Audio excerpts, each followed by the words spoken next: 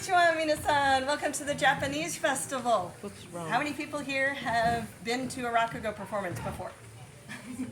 Okay, a couple of hands. Yay! So for those of you who have never seen Rakugo, a couple of things to explain to you. In English, we have stand-up comedy. In Japanese, they have sit-down comedy. So Rakugo is a storytelling performance by a single person on a stage with minimal props. So the first prop we have is this purple thing that I am sitting on. This is called a zabuton, or in English we refer to it as a cushion. There is a tenegui, which in English we refer to as a hand towel. Depending on the story I'm telling, a tenegui can be a book, it can be a map, it can be a piece of paper that I'm writing on. It all depends on the story being told.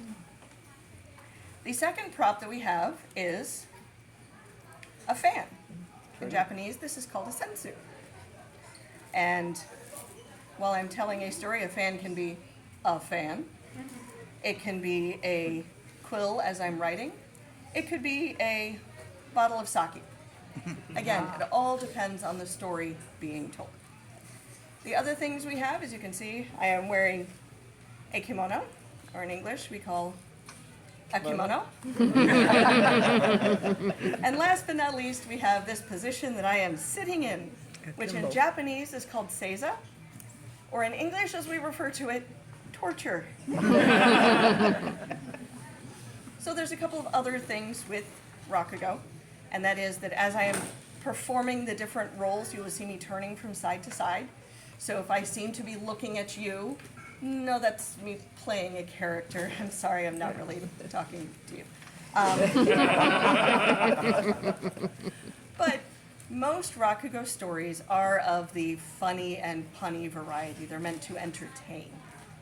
And we have a wide variety of stories. I'm not sure if anyone saw the Rakugo performance earlier today, but if you happen to come tomorrow, highly recommend that you catch Mark's performance. He is amazing, and he has one of the best stories I've ever heard told at the festival. But anyway, how many people here have ever been to the art museum up in Forest Park here in St. Louis? It's one of my favorite places to go. I love going to the art museum because most of all, it's the people watching other people looking at the art and seeing their reactions. And invariably, when you go, there is, a field trip, a school that has sent a group of students up to look at the art. And you have that one teacher who's standing there going, and this painting right here, from the colors, you can tell this is a Van Gogh. But teacher, the placard there, it says Renoir. Of course, darling, I was testing you. Yes. So this painting, this one over here, clearly from the brush strokes and the motifs, you can tell this is Monet. Teacher, the placard says that this is Renoir as well. Of course, yes, of course. But this painting with the crazy angles and the twisted mouth and the droopy eye, this one is Picasso. Teacher, that's a mirror.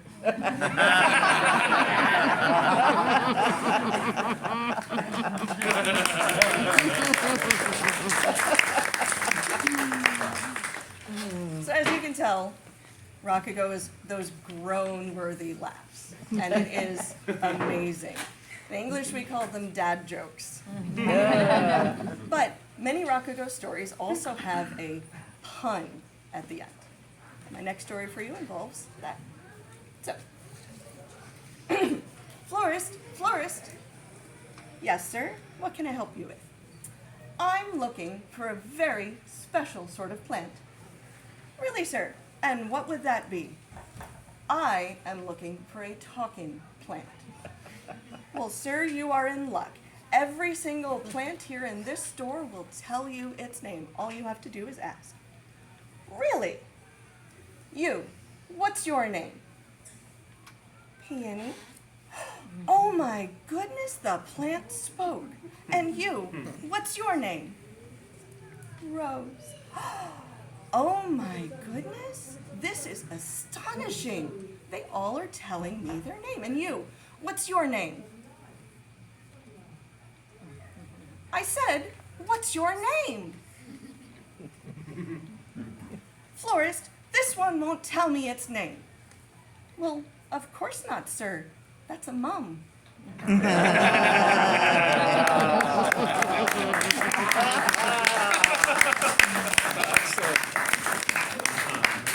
So in traditional Rakugo in Japan, when you have multiple Rakugo performers performing on the same stage, it is appropriate for the youngest performer to go first, so the one that is newest to Rakugo. My friend Jen here has done Rakugo many years before me. This is only my second year, so I'm very glad you guys have enjoyed my stories so much. So now I am going to attempt to stand up. This is the other joke.